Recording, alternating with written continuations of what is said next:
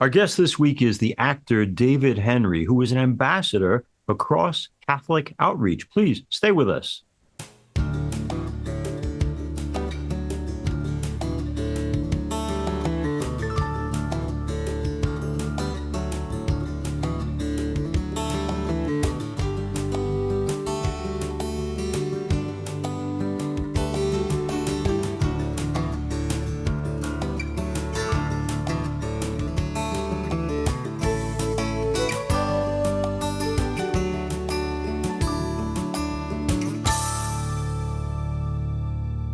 Hello and welcome to Personally Speaking. I'm your host, Monsignor Jim Lasanti, an actor, director, and Emmy-nominated producer. David Henrie joins me now. David has been in the entertainment business for more than 25 years. He started acting at the age of 9 and has starred in more than 200 episodes of television shows and dozens of films. David has won 2 Emmys for his starring role in Disney's Wizards of Waverly Place. He starred as a young Ronald Reagan in the film Reagan alongside Dennis Quaid. And he also directed Monster Summer, starring Mel Gibson and Kevin James, which premiered in early October. David has more than 14 million followers on social media, making him one of the most followed Catholics in the world. He lives in California with his wife and their 3 children, and he's happy to serve as a ministry-wide ambassador for Cross Catholic Outreach, an organization which provides material and spiritual blessings to those in need throughout the world. David Henrie is here with us today to talk about Cross Catholic Outreach, about his life, his family, and the great importance he places on his Catholic faith and values. Joining me now, I'm so pleased to welcome to Personally Speaking, David Henrie. David Henrie is our guest. We welcome him to Personally Speaking. And let me begin with a kind of family of origin question, David. We're going to talk about a whole lot of things today, but right behind me, you see a picture of my mom and dad, and I know what I got from them. Linda and James, am I getting it right? Yeah, mom and Yes. dad. What did they do in raising you that you look at and you say, that's a lot of why I am who I am. That's the good stuff that I am that I got from them. How do they form and shape you? What do you look back to your family of origin with a spirit of thanksgiving with? That's a great question, like a really great question. Both of them contributed obviously significantly to my upbringing, but I think I credit them each with different things. On my mother's side, she's Sicilian. So I Ah, inherited this wonderful familial culture with values that I take to this day of loyalty, hard work, remembering where we came from, Catholic tradition. hmm. So getting together on Sundays, making it a big feast. Although I consider myself a convert, but I'm a revert technically. So we weren't practicing much growing up, but there was a lot of natural virtue that I got from my mother's side that to this day is still there. And when I came to the faith, gave me a foundation to stand on. So there is a ton from her side of the family and the Italian culture in general that I took in that gave me a great place to stand on. Um, Now, on my father's side, he didn't really have much faith growing up. However, there's a ton of natural virtue there. And I uh, think those were the seeds planted that led to my reversion. So my father always taught me that a man should believe in something and be willing to die for it. That a man should believe that things are true and not false, and he should pursue the truth. He was sort of anti-relativist in the way that he brought me up. So I always believed in objective belief systems and worldviews. I just didn't know where it was. So I love that both of them. He brought me up with a strong sense of justice, a strong sense of hard work. He was a self-made man. So I to this day admire my father. And to make a long story short, by the grace of God, all of us came into the church at the same time and were all wow. confirmed on the same day. Literally, me, my mom, my dad, and my brother all confirmed at the exact same time. It's a much bigger, longer story. I don't want to get us off topic, but yeah, from my dad's side, there's a ton of natural virtue, and my mom's as well, that I know were the seeds that God watered later in my life to bring me to the faith. David Henrie's our guest. But David, you're living in a time, and you're certainly of an age where so much morality is viewed as just all relativistic. And if you want to believe it, that's fine. If I don't want to believe it, that's fine too. So the idea that your dad said, no, there's a right and there's a wrong. How did you not get swept up into the it is whatever you want it to be of our age? Well, I did. In my early career as a teenager, I had a lot of success in Hollywood, and that led to me living a relativistic life. And that's ultimately what led me to feeling depressed in life, because I got a lot of the things that you should get that make you feel successful. I had the house, the cars, the watches, all of it. But by the time I was 19, 20 years old, I had achieved what a lot of people work their entire life for. And it wasn't making me happy. I remember going to my mom, and picture going to a Sicilian mother and telling her you're not happy. That's a tough conversation. There were tears involved, and I knew something was wrong.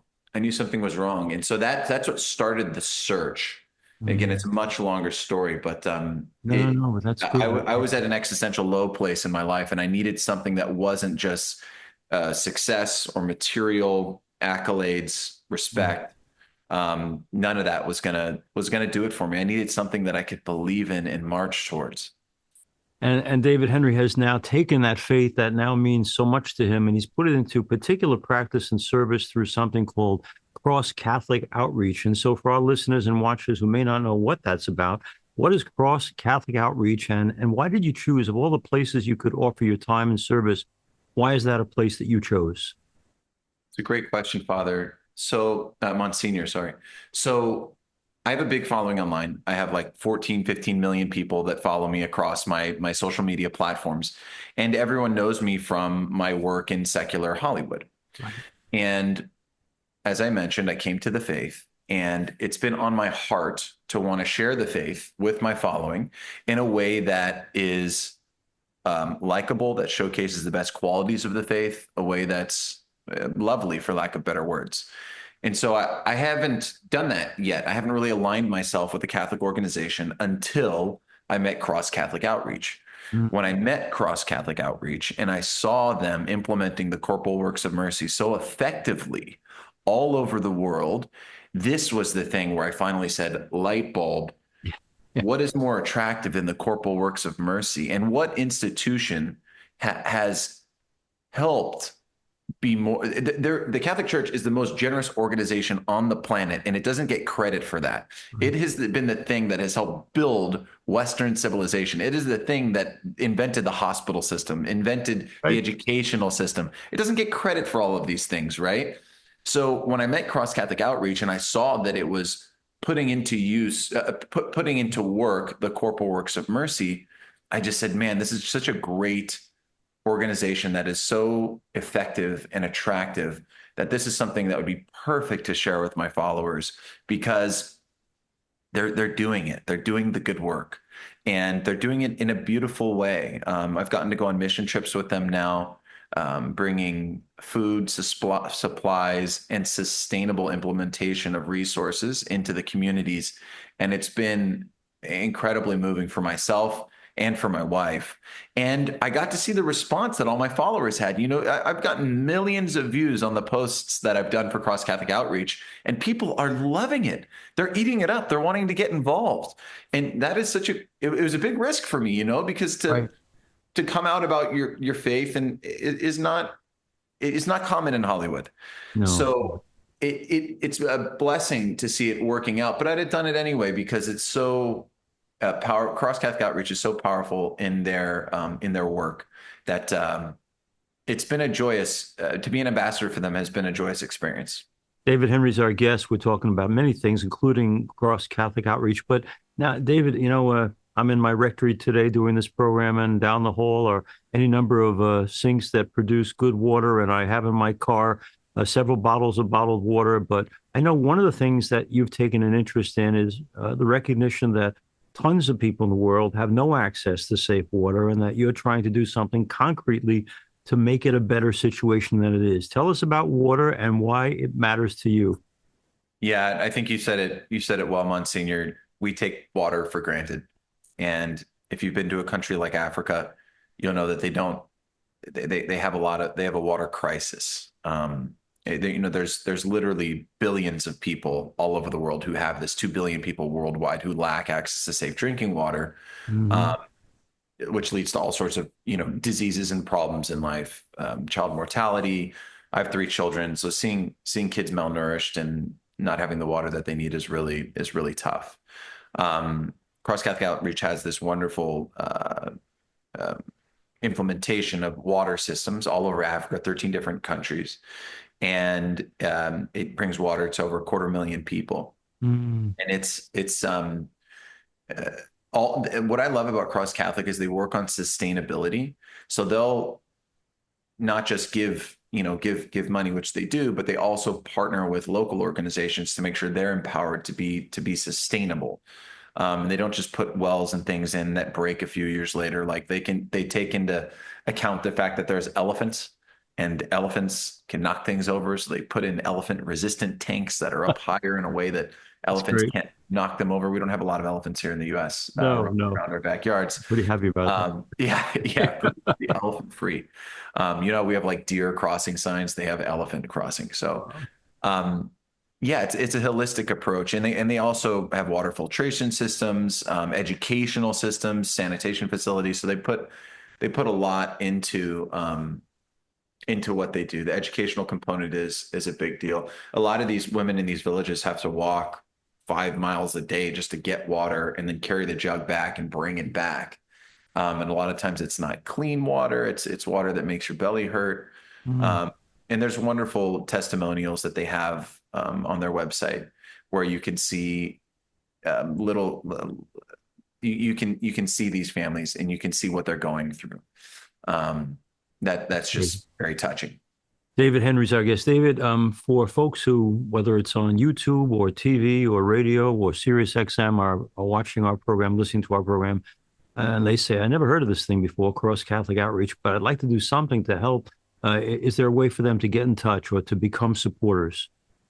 Yeah, absolutely. You can go to crosscatholicOutreach.org and get all the info there. You can go around on the website there. Again, this water initiative is a big deal. They're in 13 locations in 6 countries, bringing 250,000 people water.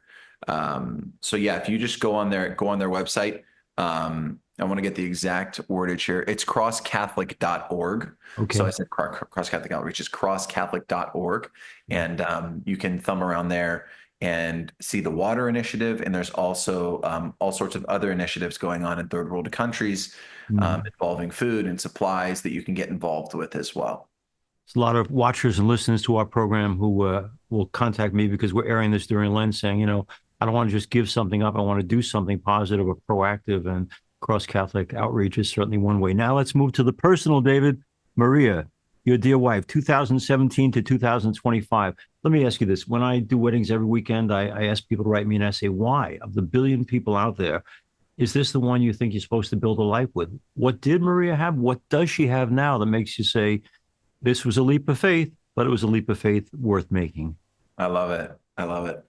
So I just knew that she was the one that I was supposed to try to get to heaven, and that was going to help me get to heaven. That was it. The way our dispositions worked, we just balanced each other out perfectly. Like I'm very sanguine Italian, and she's very choleric Irish. So, we're like a huggy, kissy culture in my family, and she's very like put her there, handshake Yes, kind of culture. The Irish goodbye kind of thing doesn't exist in the Italian world. You say goodbye 12 times to everyone before you leave a room. And the absolutely. Irish goodbye, you just disappear. You're just gone. No one knows you were even there, right? So it was actually a nice balance because we really even each other out. I'm helping her warm up. She's helping me cool down. It's actually like a wonderful checks and Okay. balances with Yes. each other that I don't know if I realized consciously as much at the time. But now, we're almost 8 years into our marriage, and it's just been wonderful. And the other thing was like, because I came from such a crazy Hollywood world, I just learned the opposite of what you should do when trying to pursue a woman. I just learned firsthand, like the worst ways to do it. So when I converted, I was like, okay, this is easy. I just do the opposite of Right, everything right, that right. I was taught. Okay, perfect. Like just the polar opposite was very clear. So like becoming friends with a woman was like a foreign concept to me. And so when we were dating, like I put a huge emphasis intentionally on friendship, like being Mm, like, hey, can we get along as friends before we, let the right. emotions go crazy? Like we're clearly attracted to each other. All that makes sense. Like, but do we get along? Like let's have a defined friendship period where we're just enjoying each other, see what happens. No pressure. And that was big because we really got along. Like we liked the same things. We made each other laugh. We loved talking on the phone. Like she was in New York and I was in LA. So it was a bit of a long distance thing. But that was actually great because we spent a lot of time on the phone. Like we spent a lot of time just her and I talking.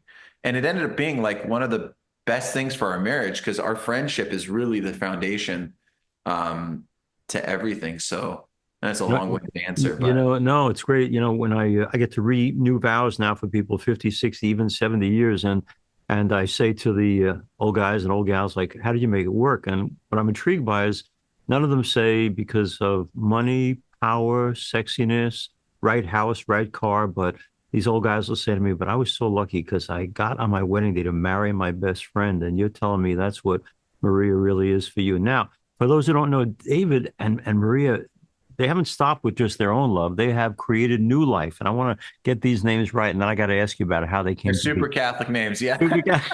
So tell us about Gemma Claire, two very pagan names. Tell us how you picked Gemma and Claire. Yeah, so we're Italian, and so that's our third daughter. She's our youngest. Her name is Gemma Claire Teresa Henry, and my wife was reading a book on the life of Gemma Galgani, who we just got to visit actually in Italy on a trip we were at. That was Um, pretty cool seeing Gemma meet Gemma, and my wife was just struck by her holiness, her piety. She saw a lot of herself in Saint Gemma in terms of her natural instincts and the way that she kind of worded things. Obviously, the saint version of herself, and she was just really struck by her and said, "I want to name my daughter after her." And then we have James, who's born on Christmas. He's my son, James Thomas Augustine Henry, look and at he those was a names. I Christmas love it. baby. Yeah. And then our oldest is Pia Filomena Francesca Henry. And the Francesca of that part was key because Pope Francis, we got to have a meeting with Pope Francis. He said a special prayer over my wife because she had 3 miscarriages prior to this meeting. And I don't know what was in his hands that day, but 9 months later we had a baby. So it worked out great. I tried to say last Sunday, on March 25th was the Feast of the Annunciation. The Word becomes flesh. That should be a very important holy day for us if we really believe life begins at conception. But I mentioned that to you because folks don't even realize until they go through it, the pain, the sorrow, the heartbreaking experience of miscarriage. It's not just a whoops at all. It's No. profound. Having gone through it with Maria, um, how did you handle it, and how do you move past it? How do you heal from it? It's a true wound.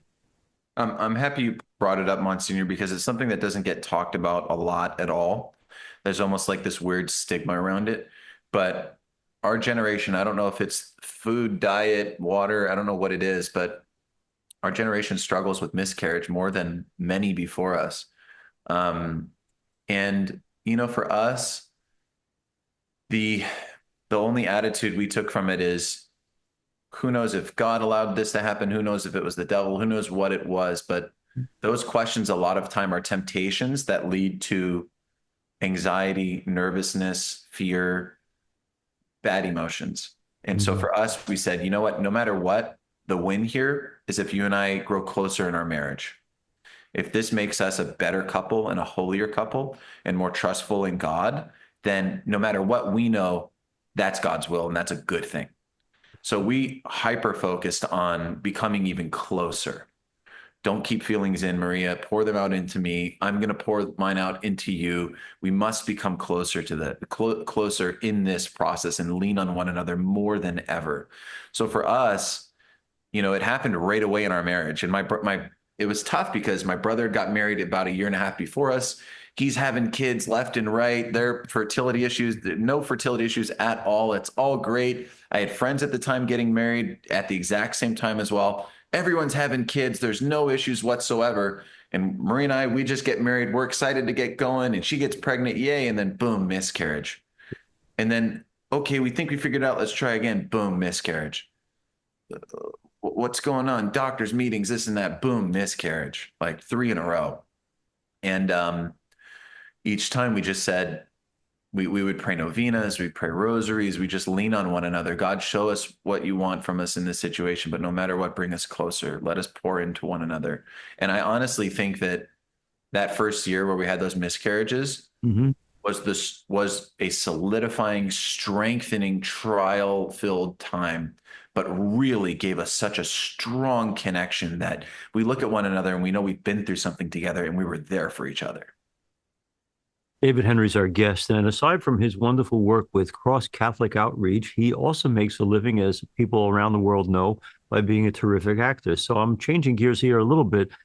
So in this great culture of ours, which celebrates looks and youth, and you have both, but I got to ask you something. In the long run, how does David Henry give perspective to David? Yesterday I was 30, and today I'm 70. I don't know how that happened, but it happened.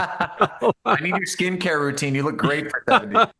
Thank you, David. But how do you in this crazy culture of ours, which lionizes youth and looks, say, I'm comfortable being who I am and looking like I do now, but I'm going to be comfortable 40 years from now too.